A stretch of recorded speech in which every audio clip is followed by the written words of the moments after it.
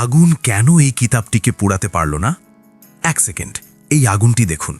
1000 ডিগ্রির এই তাপে লোহাও গলে জল হয়ে যায়, কিন্তু এই ধ্বংসাস্তূপের মাঝে এমন কিছু পাওয়া গেছে যা বিজ্ঞানকে স্তব্ধ করে দিয়েছে। সব পুড়ে ছাই হয়ে গেছে, কিন্তু একটি সাধারণ কাগজের বই আগুনের মাঝে একদম নতুন রয়ে গেল।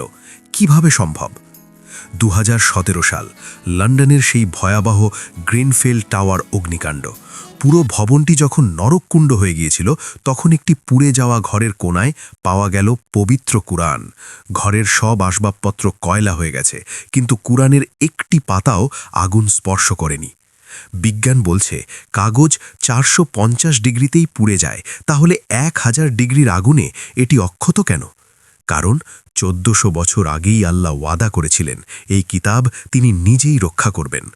আজ লন্ডনের সেই ধ্বংসাস্তূপ সেই সত্যেরই সাক্ষ্য দিচ্ছে। এটি কি শুধুই অলৌকিক ঘটনা, নাকি আপনার জন্য একটি বড় মেসেজ?